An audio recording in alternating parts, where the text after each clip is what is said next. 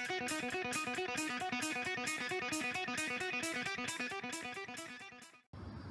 everyone, and welcome to the second episode of our Super Rugby preview and wrap show.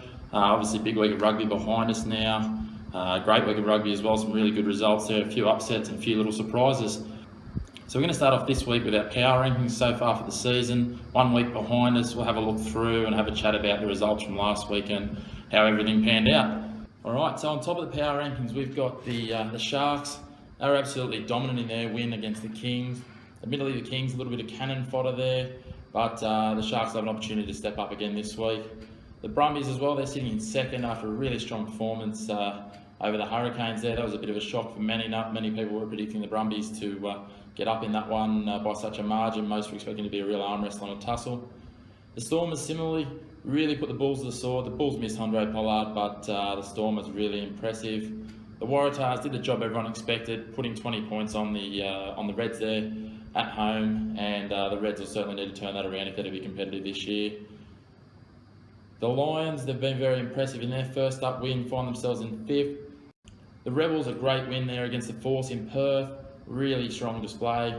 The Argentinian Jaguares, they came from behind, a little bit slow start there to get the Cheetahs over in Africa, so a good result for them building on, and it's interesting to see them take on the Sharks this week. The Chiefs, they got the job done late as well. They just got home against the Crusaders, found themselves sitting in 8th spot.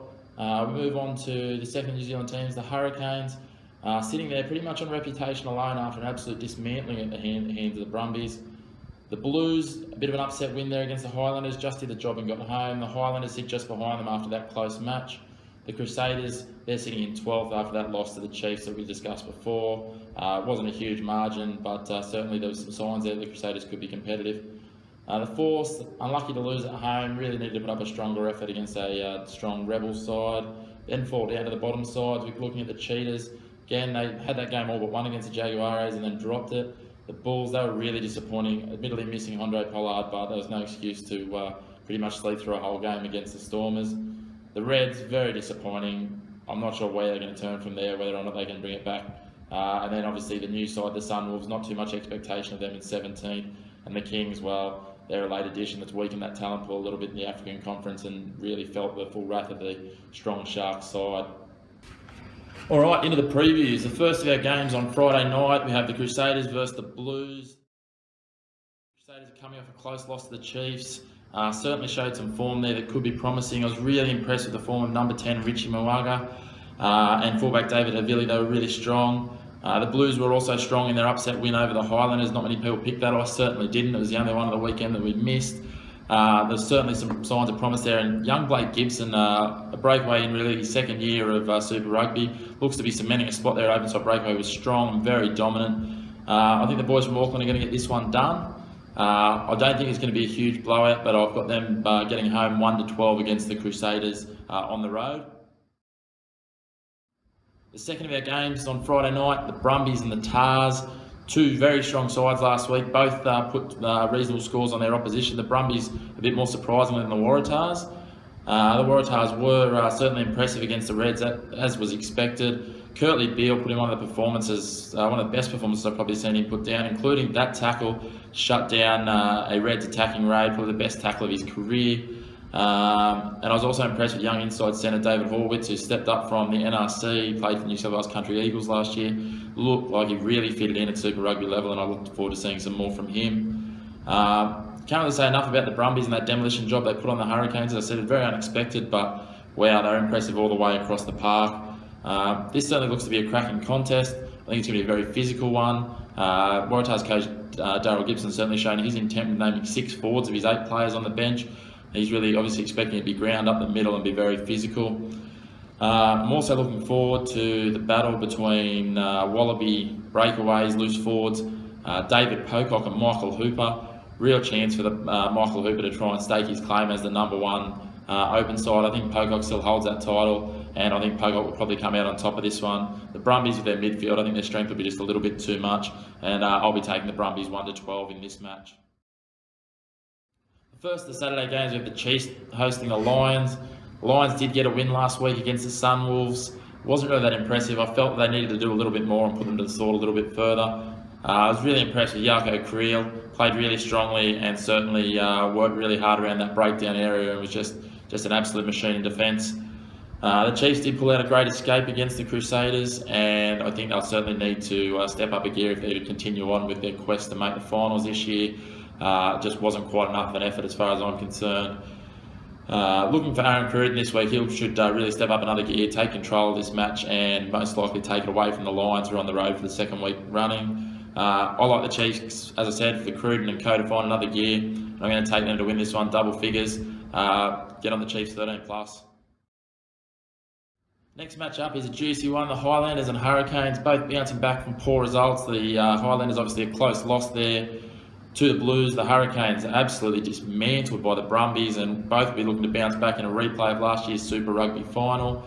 Ben Smith very strong last week in a losing side at fullback. I just think that this matchup, after the Hurricanes' last display, I just think the spine, that 9, 10, 15 combination of Smith, Sopawanga and Smith for the Highlanders will be enough for them to get the job done here. Looking for the Highlanders 1-12. I don't think they'll be able to blow it out. I think the Hurricanes will stay in the wrestle. They've got some really strong players there. And so it'll certainly be the Highlanders 1-12 for Primac Sports. Next match up is the Reds and the Force. Wow, looked like the Reds slept through the first half of that match against the Tars last week and certainly paid the price. Found themselves down by 20 points early on. They were lucky not to have a yellow card at one point there too, with the shoulder charge on Curtly Beale late. Fortunately, the Waratahs scored, and I think because of that they will save the wrath of the referee. The Force, on the other hand, are far from disgraced in their matchup against the Rebels. They will miss Kyle Godwin this week. He's out injured, so it'll be interesting to see how they replace him. I still just haven't seen enough from the Reds, even with the inclusion of Ayumu Goromaru at fullback, the Japanese World Cup star, moving Karmichael Hunt to his stronger position of centre. Number 12 there. I still don't think they're going to offer enough, and I like the inclusion of Ben McCalman on the bench. Look for him to come on and make an impact late. I think the Force will get this one done, probably 1-12 points. Next up, we see the Bulls host the Rebels. Big road trip for the Rebels. They were over in Perth last week and head on over to South Africa from there. The Bulls will need to certainly bounce back from what they did last week. They were very lacklustre in performance against the Stormers. The Rebels will hit Loftus Versfeld with the smell of blood in the air, I think. I think they'll have high hopes of actually throwing the upset here. I was certainly impressed last week with their forward pack, and look for James Hansen and Adam Thompson to lead the way again. The experienced heads there will come out hard. I just think the Bulls will have a little bit too much experience, and the travel's going to take its toll on the Rebels. I think the Bulls will get this one 1-12 at home, but certainly look for the Rebels to give them a challenge early on. Second last our matchups for the weekend, the Cheetahs and the Stormers. What to be said about the Cheetahs? They basically snatched defeat from the jaws of victory against the Jaguares last week. Admittedly, the Jaguares are an almost test-level side, so there's no real embarrassment in it, but at the same time, they'll be feeling that they certainly had competition points going begging there. I expect the Cheetahs to step up a little bit. They're still lacking a little bit through the forwards, and the Stormers certainly looked like they were strong there last week.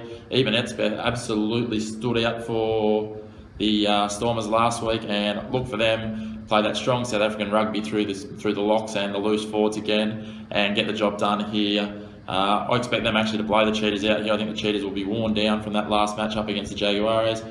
Look for the Stormers 13+ to get the job done here. The final game for the week is the Sharks vs Jaguares. Certainly up there contesting Waratahs Brumbies for myself as the match of the round. Really looking forward to seeing these two sides go at each other. Both got very open, expansive play.